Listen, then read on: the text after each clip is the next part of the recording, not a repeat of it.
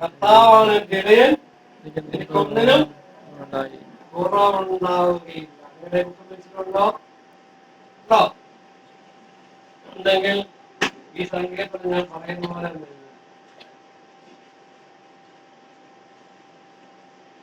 23-ാം സങ്കീർത്തനം. ഇത് വിദ്യാർത്ഥികൾക്ക് മാത്രമുള്ള സങ്കീർത്തനം ഞാൻ പറയുന്നത്.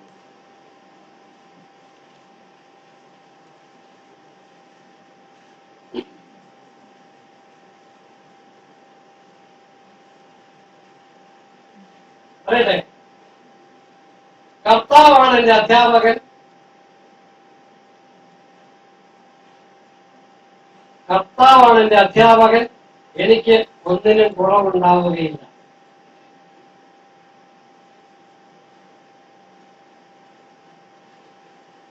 കർത്താവാണ് എന്റെ അധ്യാപകൻ, എനിക്ക് ഒന്നിനും കുറവുണ്ടാവുകയില്ല. എല്ലാ വിഷയങ്ങളും അവിടുന്ന് തന്നെ പഠിപ്പിക്കുന്നു. എല്ലാ വിഷയങ്ങളും അവിടുന്ന് തന്നെ പഠിപ്പിക്കുന്നു. അറിവിന്റെ ജലാശയത്തിലേക്ക്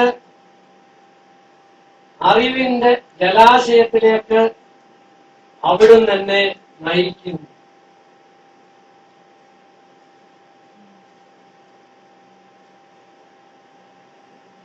അറിവിന്റെ ജലാശയത്തിലേക്ക് അവിടുന്ന് എന്നെ നയിക്കുന്നു.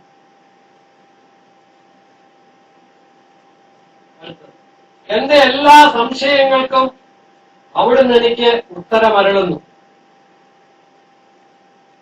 എന്റെ എല്ലാ സംശയങ്ങൾക്കും അവിടുന്ന് എനിക്ക് ഉത്തരമരുളുന്നു.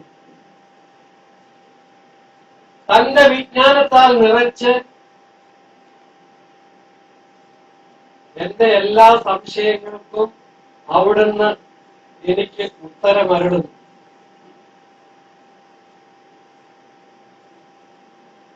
തന്റെ വിജ്ഞാനത്താൽ നിറച്ച് അറിവിന്റെ വഴികളിലൂടെ എന്നെ നയിക്കുന്നു. അറിവിന്റെ വഴികളിലൂടെ എന്നെ നയിക്കുന്നു.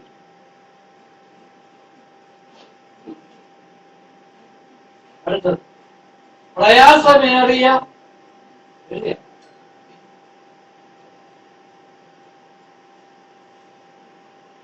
പരീക്ഷകളെയാണ്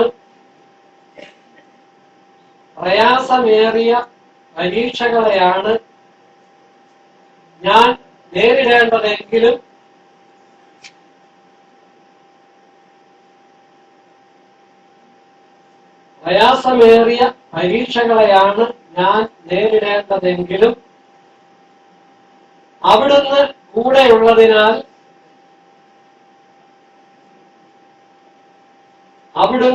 കൂടെയുള്ളതിനാൽ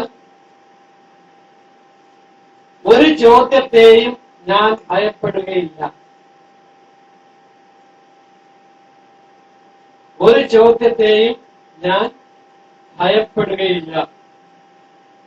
അങ്ങയുടെ വചനവും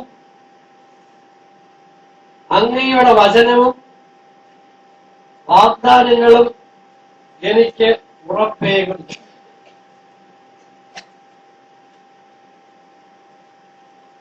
അങ്ങയുടെ വചനങ്ങളും വാഗ്ദാനങ്ങളും എനിക്ക് ഉറപ്പേകുന്നു.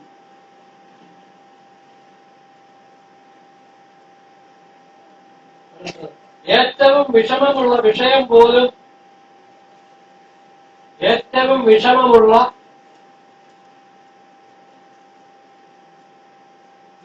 പോലും അവിടുന്ന് എനിക്ക് എളുപ്പമുള്ളതാക്കി തീർക്കുന്നു.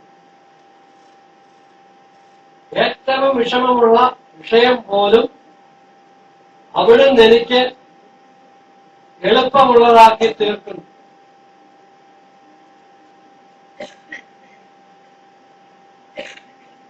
എന്റെ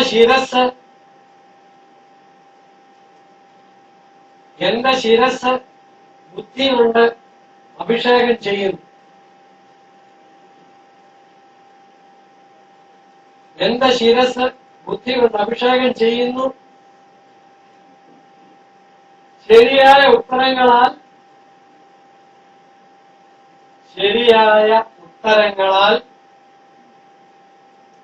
എന്റെ കടലാസ് നിറഞ്ഞു കവിയുന്നു. ശരിയായ ഉത്തരങ്ങളാൽ എന്റെ കടലാസ് നിറഞ്ഞു കവിയുന്നു.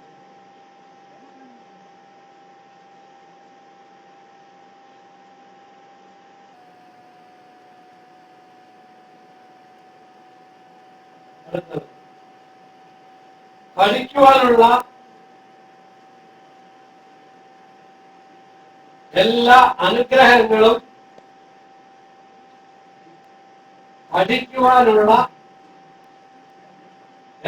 അനുഗ്രഹങ്ങളും എന്റെ വിദ്യാഭ്യാസ വേളയിൽ പഠിക്കുവാനുള്ള എല്ലാ അനുഗ്രഹങ്ങളും എന്റെ വിദ്യാഭ്യാസ വേളയിൽ അവിടുന്ന് എനിക്ക് നൽകും. ഞാൻ എപ്പോഴും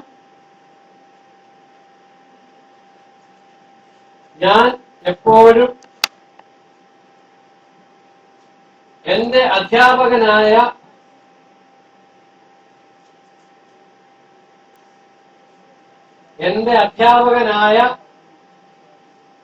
ഈശോയുടെ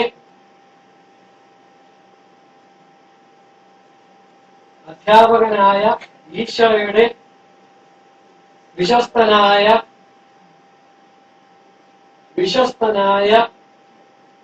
വിദ്യാർത്ഥിയായിരിക്കും. ഞാൻ എപ്പോഴും എന്റെ അധ്യാപകനായ ഈശോയുടെ വിശ്വസ്തനായ വിദ്യാർത്ഥിയായിരിക്കും.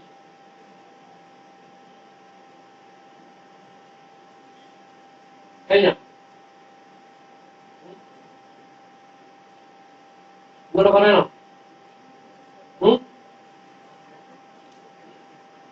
ഞാൻ നിങ്ങളെ വായിക്കാം.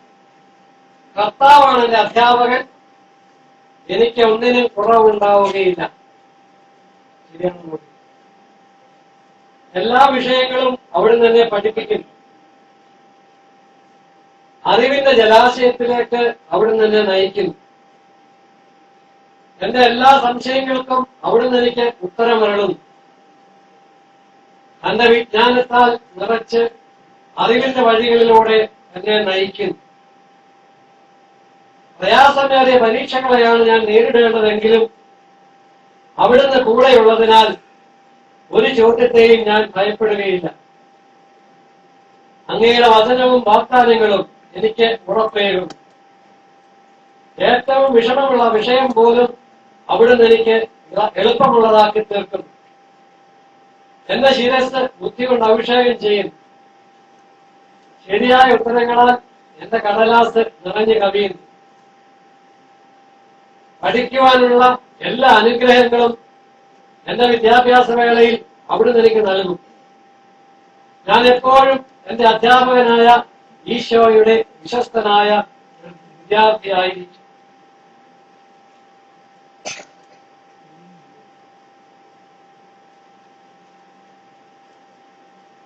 ഈ സങ്കീർത്തനം ഓരോ ദിവസവും പഠിക്കുവാനിരിക്കുന്നതിന് മുമ്പ് നിങ്ങളെ ഉരുവിടുക.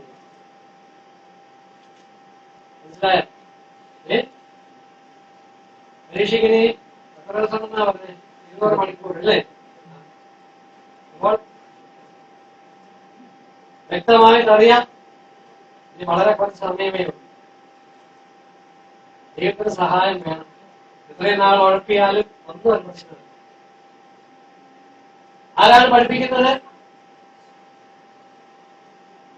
മനസ്സിലാക്കി തരുന്ന ആരാ? അപ്പൊ പരിശുദ്ധാത്മാവ് നമ്മുടെ കൂടെ ഉണ്ടാവണം. ആ പരിശുദ്ധാത്മാവിനെ വിളിച്ച് ഈ സങ്കീർത്തനം എല്ലാ ദിവസവും പഠിക്കുന്നതിന് മുമ്പായിട്ട് വളരെ കുറച്ചേ ഉള്ളൂ. അത് ആത്മാർത്ഥമായിട്ട് വിശ്വസ്തയോടെ കൂടി ധ്യാനിച്ചുകൊണ്ട് ഈ സങ്കീർത്തനം പറഞ്ഞിട്ട് പഠിക്കാൻ സ്തുതിക്കുക. ദൈവസ്തുതികളെ വസിക്കുന്നവനാണ്.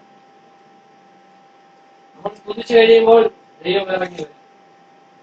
ദൈവം നമ്മുടെ കൂട്ടിനുണ്ടാവും. നമ്മുടെ കൂടെ വന്നിരുന്ന് നമ്മൾ പഠിക്കുന്നിടത്ത് നമ്മുടെ കൂടെ ഉണ്ടായിരിക്കും. അപ്പോൾ ഈ സങ്കീർത്തനം വായിക്കുക, സ്തുതിക്കുക, പ്രാർത്ഥിക്കുക, എന്നിട്ട് പരിശുദ്ധാത്മാവിനെ കൂട്ടിവിടുക. പരിശുദ്ധാത്മാവാ ദൈവമേ എന്നിൽ വന്ന് നിറയണമേ, എന്നിൽ വന്ന് നിറയണമേ, എന്നെ പഠിപ്പിക്കണമേ. ഇങ്ങനെ പറഞ്ഞ് സ്തുതിച്ചിട്ട് പഠിക്കാനിരിക്കുമ്പോൾ ഒന്നാമതായിട്ട് വിശുദ്ധി ഉണ്ടാവണം. പിന്നെ സ്വസ്ഥമായ മനസ്സ് വേണം. പിന്നെ മനസ്സിൽ വെറുപ്പും വിദ്വേഷവും നീക്കിക്കളയണം. പിന്നെ മനുഷ്യ ഉണ്ടായിരിക്കരുത്, അത് നീക്കിക്കളയണം. വിശ്വാസത്തോടുകൂടി പഠിക്കണം. എന്ന ദൈവം എന്നെ സഹായിക്കും. ആ വിശ്വസിക്കുന്ന ഏറ്റു പറയണം. എപ്പോഴും പറയണം, ഞാൻ വിജയം വരിക്കും. എന്നെ ശക്തനാക്കുന്ന എന്റെ യേശുവിലൂടെ, എന്നെ സഹായിക്കുന്ന എന്റെ പരിശുദ്ധാത്മാവിലൂടെ ഞാൻ വിജയം പ്രാപിക്കും. ഞാൻ വിജയിക്കും. ഞാൻ ഒന്നാമതെത്തും. ഇങ്ങനെ എപ്പോഴും നമ്മൾ മനസ്സിൽ പറഞ്ഞു. ഇതിനിടയ്ക്ക് അവിശ്വാസത്തിന്റെ ഒന്നും വരാൻ പാടില്ല.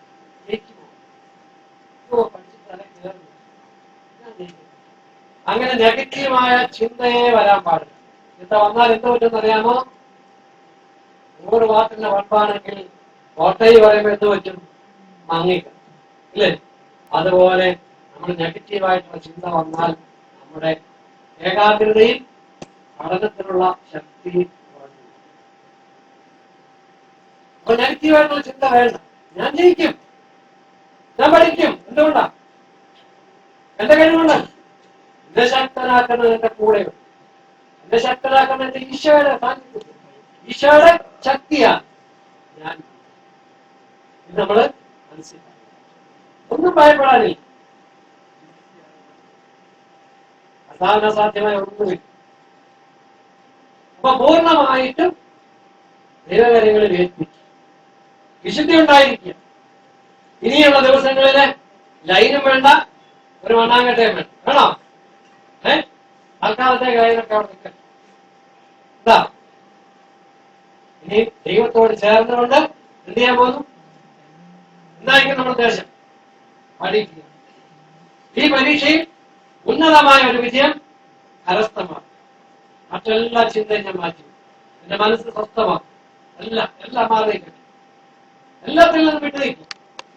എന്റെ ഈശോയുടെ കൂടെ ഇരുന്ന് ഈശോ ആഗ്രഹിക്കുന്നതോളം ഈശോട് പറഞ്ഞാൽ മതി, ഈശോ നിന്റെ ഇഷ്ടം പോലെ പഠിക്കാനുള്ള കൃപയിരിക്കുന്നത്, കഴിവരിക്കുന്നത്, പഠിക്കുന്നതൊക്കെ മനസ്സിലാക്കാൻ നീ എന്നെ സഹായിക്കും.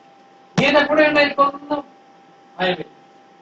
അങ്ങനെ പറഞ്ഞ് ഈശോയെ കൂട്ടി പരിശുദ്ധാത്മാവേ എന്നിലൊന്നും അറിയണം. പഠിച്ചെല്ലാം ഓർമ്മ തരണമേ. പരീക്ഷ എഴുതുമ്പോഴും ആരെയാ വിളിക്കേണ്ടത്? പരിശുദ്ധാത്മാ. ടൈമില് പരിശുദ്ധാത്മാവിനോട് പ്രാർത്ഥിക്കാനുള്ള സമയമാണ്. സർക്കാർ അറിഞ്ഞല്ലെങ്കിൽ അത് സർക്കാർ ബോധത്തോടുകൂടി തന്നതല്ല, പരിശുദ്ധാത്മാവിനെ വിളിക്കാനല്ല തന്നത്. ആണോ? പരീക്ഷാപ്പേടി മാറാന്. പക്ഷെ നമുക്കത് പ്രയോജനപ്പെടുത്തുന്നത് എന്തിനു വേണ്ടി? പരിശുദ്ധാത്മാവിനെ വിളിച്ച് കൂടെ എന്നിലൊന്ന് നിറയണം. പരിശുദ്ധാത്മാവ് നിറഞ്ഞു കഴിഞ്ഞാൽ എല്ലാം എഴുതാൻ പറ്റും, വീട്ടിൽ എഴുതാൻ പറ്റും, പഠിക്കാൻ പറ്റും. അല്ലെങ്കിൽ പഠിച്ചെല്ലാം ഓർമ്മ മണ്ടക്കാട് വായിച്ചതേ ഉള്ളൂ, അതുപോലും ഓർമ്മിച്ചു തരുവാൻ പരിശുദ്ധാത്മാവിന് സാധിക്കില്ലേ? അപ്പോൾ നീ പേടിക്കുമോ? പേടിക്കേണ്ട ആവശ്യമുണ്ടോ? ഉണ്ട്. എപ്പോഴാ? വിശുദ്ധിയില്ലെങ്കിൽ, സ്വസ്ഥതയില്ലെങ്കിൽ, അസ്വസ്ഥമായ മനസ്സാണെങ്കിൽ പേടിക്കും. ക്ഷമിക്കാൻ പറ്റാത്ത അവസ്ഥയാണ് പേടി. അപ്പോ ഈ പറഞ്ഞ കാര്യങ്ങളെല്ലാം വിശുദ്ധി ഉണ്ടാവണം, സ്വസ്ഥമായ മനസ്സുണ്ടാവണം, പിന്നെന്തോ വെറുപ്പും വിദ്വേഷമില്ലാത്ത ഹൃദയം ഉണ്ടാവണം, പരീക്ഷാ പേടി ഇല്ലാതിരിക്കണം, പിന്നെ വിശ്വാസം ഉണ്ടാവണം, വിശ്വാസം ഏറ്റു പറയണം, സ്തുതിച്ച് പ്രാർത്ഥിക്കണം, പരിശുദ്ധാത്മാവിനെ കൂട്ടും. ഇത്രയും കാര്യങ്ങൾ ചെയ്തു കഴിഞ്ഞാൽ ഉന്നത വിജയം ഗ്യാരണ്ടി. ഇത്രയും നിങ്ങൾ ചെയ്യണം. അപ്പൊ ബാക്കിയെല്ലാം നിങ്ങൾ മാറ്റി. ഈശോയോട് ചേർന്നിരിക്കും.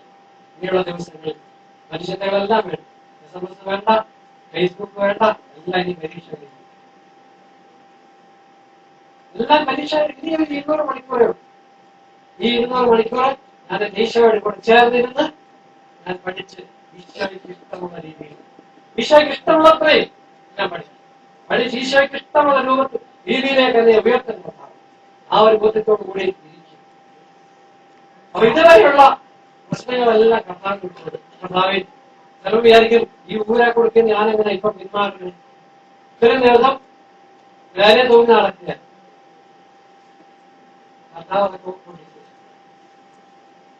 കർത്താവെല്ലാം മാറ്റി കർത്താവ് സമർപ്പിക്കുക. കണ്ണുകളെ അടച്ച്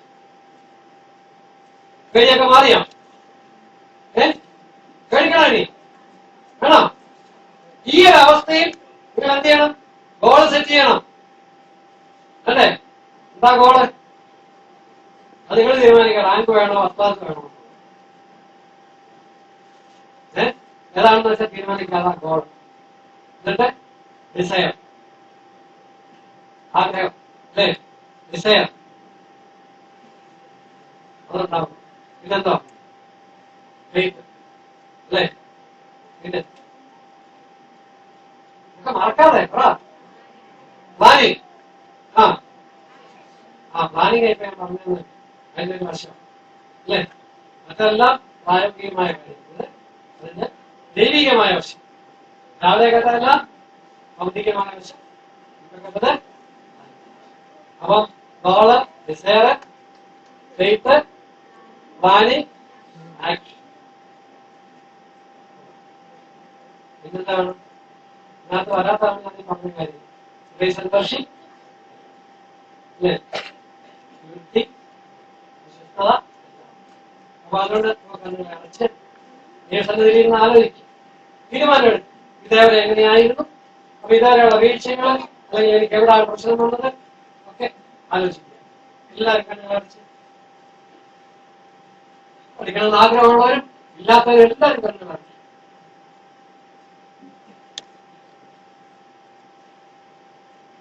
ഈശോയുടെ മുമ്പിലാണ് ഞാൻ ഇരിക്കുന്നത്. ഈശോയുടെ ചിന്തകളും എന്റെ മനസ്സിന്റെ അവസ്ഥയും എല്ലാം അറിയുന്നവരാണ്.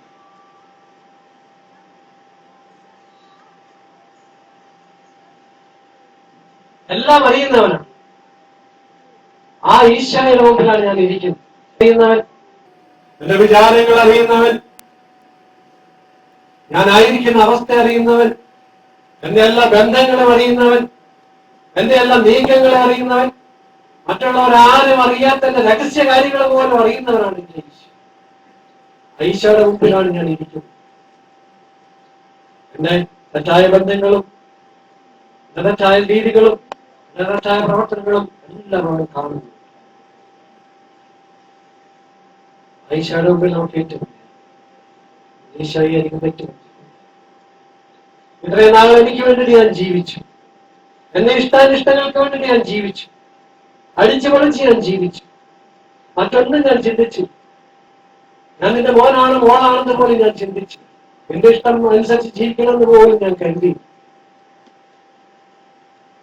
മറ്റുള്ളവരാണ് എന്നെ നയിച്ചത്. സാധാരണ എന്നെ നയിക്കുകയായിരുന്നു. എന്റെ കൂട്ടുകാരെന്നെ നയിക്കുകയായിരുന്നു. ഞാൻ തിന്മയിൽ വീണുപോയി, തെറ്റിൽ വീണുപോയി, തെറ്റായ രീതിയിൽ ഞാൻ പ്രവർത്തിച്ചു. എന്നെ തന്നെ ഞാൻ ദുരുപയോഗപ്പെടുത്തി. എന്റെ മനസ്സിനെ, ശരീരത്തെ ഞാൻ കളങ്കപ്പെടുത്തി. ഈശോയെ പലർക്ക് എന്നെ തന്നെ ഞാൻ വിട്ടുകൊടുത്തു. എന്നെ അശുദ്ധമാക്കാൻ പലരെയും ഞാൻ അനുവദിച്ചു. കർത്താവേ, അങ്ങോട്ട് ഞാൻ മാപ്പ് ചെയ്തു. ഇതാ ഞാനെല്ലാം മനസ്സിലാക്കുന്നു. എന്റെ തെറ്റുകൾ ഞാൻ അറിയുന്നു. ഈശോയെ, നിന്റെ മകനെന്നോ മകളെന്നോ വിളിക്കപ്പെടുവാൻ എനിക്ക് അർഹതയില്ല. ഈശോ, നീ പരമപരിശുദ്ധനാണ്. അപ്പോൾ മകനായ മകളായ എനിക്കും പരിശുദ്ധനായിരിക്കും. ഈശോയെ, എനിക്ക് തെറ്റുപറ്റി. ഞാൻ തിരിച്ചു. ഞാൻ അങ്ങനെ മുമ്പിൽ ഏറ്റു പറയുന്നു, ഞാൻ പാപിയാണ്. അവിടുന്ന് പാപിയെ സ്നേഹിക്കുന്നവനാണല്ലോ. അവിടുന്ന് പാപത്തെ മാത്രമേ വെറുക്കുന്നുള്ളൂ. ഈശോയെ, ഇതാ ഞാൻ എന്നെ തന്നെ എന്റെ പ്രാർത്ഥനകൾ കാഴ്ചവെക്കും. ഇനി എനിക്ക് വളരെ കുറച്ച് ദിവസങ്ങളേ ഉള്ളൂ എന്റെ പരീക്ഷയിൽ. അങ്ങ് ആഗ്രഹിക്കുന്ന പോലെ വിജയം വരിക്കുവാൻ എനിക്ക് വളരെ കുറച്ച് മണിക്കൂറുകളെ ബാക്കി. ഈശോയെ, നീ എന്നെ സഹായിക്കണം. നീ എന്റെ കൂടെ ഇരുന്ന് എന്നെ സഹായിച്ചില്ലെങ്കിൽ ഞാൻ ഈ പരീക്ഷയിൽ വീണുപോകും, തോറ്റുപോകും. ഈശ്വരൻ, നീ എന്നെ കരം പിടിച്ച് നടത്തണമേ. നീ എന്റെ കയ്യിലൂടെ നീ എഴുതണമേ പരീക്ഷ. ഞാനല്ല എഴുതുന്നത്, നീ ആയിരിക്കണം കർത്താവേ എന്റെ പരീക്ഷക്കാരൻ എഴുതുന്നു. ഈശോയെ സഹായിക്കണമേ. പരിശുദ്ധാത്മാവേ എഴുന്നള്ളി വരണമേ, എന്നിലൊന്ന് നിറയണമേ, എന്നെ വിശദീകരിക്കണമേ, എന്നെ സ്വസ്ഥതപ്പെടുത്തണമേ, എന്നെ ക്ഷമിക്കുന്ന സ്നേഹം കൊണ്ട് നിറയ്ക്കണമേ. എന്നിൽ നിന്നും വെറുപ്പും വിദ്വേഷവും എല്ലാം എടുത്തു മാറ്റണമേ. ഞാൻ സഞ്ചരിക്കുന്ന ഗോൾ കരസ്ഥമാക്കുവാൻ എന്നെ സഹായിക്കണമേ. എന്നിൽ വിശ്വസ്തത ഉണർത്തണമേ. അതായത് എല്ലാ തിന്മയുടെ സ്വാധീനത്തിൽ നിന്ന് എന്നെ ദൂരീക്കണമേ. നമുക്ക് പ്രാർത്ഥിക്കാം. ഈശോ കണ്ണീരോടുകൂടി ഈശോയോട് പറയാൻ, ഈശോയെ പൊറുക്കണമേ, ഞാൻ ഭാവിയാണ് കർത്താവേ, എന്നോട് പൊറുക്കണമേ എന്ന് പറയാം. ഇനിയുള്ള ദിവസങ്ങൾ ഞാൻ നിനക്ക് വേണ്ടിയിട്ട് എന്റെ ഇഷ്ടം നിറവേറ്റുവാനായി, നീ ആഗ്രഹിക്കുന്നിടത്തോളം പഠിച്ചൊഴിയുവാനായി ഞാൻ പരിശ്രമിക്കും. പരിശുദ്ധ അമ്മേ, മാതാവേ, എനിക്ക് കൂട്ടായിരിക്കണമേ. എനിക്ക് വേണ്ടി തിരുക്കുവാനോട് അപേക്ഷിക്കണമേ. എന്നെ ശക്തിപ്പെടുത്തുവാൻ എന്റെ കൂടെ ഉണ്ടായിരിക്കണമേ. തിരിക്കച്ചയാൽ പൊതിഞ്ഞെന്നെ സംരക്ഷിച്ചു പോകണമേ. വീണുപോകുവാൻ എന്നെ അനുവദിക്കരുതേ. ഇനിയുള്ള ദിവസങ്ങൾ തിന്മയുടെ സ്വാധീനത്തിൽ നിന്നും എന്നെ കാത്തുകൊള്ളണമേ. എല്ലാ വിശുദ്ധരെയും മാലാഖമാരെയും എനിക്ക് കൂട്ടായിരിക്കണമേ, എനിക്ക് കാവലായിരിക്കണമേ. ലോകകാര്യങ്ങൾ ഉയർത്തിക്കൊണ്ടാണ് സ്തുതിക്കുക. യേശുവേ നന്ദി, യേശുവേ നന്ദി. ഹല്ലേലൂയ, ഹല്ലേലൂയ, ഹല്ലേലൂയ, ഹല്ലേലൂയ, ഹല്ലേലൂയ, ഹല്ലേലൂയ. കരങ്ങൾ ഉയരട്ടെ, കരങ്ങൾ ഉയർത്തി പിടിക്കുക. Hallelujah, hallelujah. സ്വർഗ്ഗം തുറക്കട്ടെ, കർത്താവ് ഇറങ്ങി വരട്ടെ. ഹല്ലേലൂയ, ഹല്ലേലൂയ, ഹല്ലേലൂയ. കർത്താവ് വഴിയട്ടെ, കർത്താവ് വഴിയട്ടെ. ഹല്ലേലൂയ, ഹല്ലേലൂയ, ഹല്ലേലൂയ, ഹല്ലേലൂയ, ഹല്ലേലൂയ, ഹല്ലേലൂയ. യേശുവേ നന്ദി, നന്ദി കർത്താവേ, സ്തുതി കർത്താവേ, ആരാധന മഹത്വം. ഹല്ലേലൂയ, ഹല്ലേലൂയ, ഹല്ലേലൂയ, ഹല്ലേലൂയ, ഹല്ലേലൂയ, ഹല്ലേലൂയ, ഹല്ലേലൂയ. യേശുവേ, യേശുവേ, യേശുവേ, യേശുവേ ആരാധന, യേശുവേ മഹത്വം. ഹല്ലേലൂയ, ഹല്ലേലൂയ, ഹല്ലേലൂയ, ഹല്ലേലൂയ, ഹല്ലേലൂയ. എല്ലാ ബന്ധനങ്ങളും അഴിയട്ടെ. ഹല്ലേലൂയ, എല്ലാ തിന്മയുടെ ശക്തി വിട്ടുപോകട്ടെ. ഹല്ലേലൂയ, ഹല്ലേലൂയ, ഹല്ലേലൂയ, ഹല്ലേലൂയ, ഹല്ലേലൂയ, ഹല്ലേലൂയ, ഹല്ലേലൂയ, ഹല്ലേലൂയ. യേശുവേ നന്ദി, യേശുവേ നന്ദി, യേശുവേ സ്തോത്രം. Praise the Lord, price the Lord. എന്താ തോന്നുന്നു? ധൈര്യം തോന്നുന്നുണ്ടോ? പരീക്ഷ നേരിടാമെന്ന് ഉണ്ടോ? അതോ പേടിയാണോ ഇപ്പോഴും? പേടിയുണ്ടോ? ഒന്നും പേടിക്കണ്ട. കർത്താവ് കൂടെ ഉണ്ടെങ്കിൽ ഒന്നും. നമുക്കൊരു പാട്ട് പാടി കർത്താവിനെ വാർത്തപ്പെടുത്താം.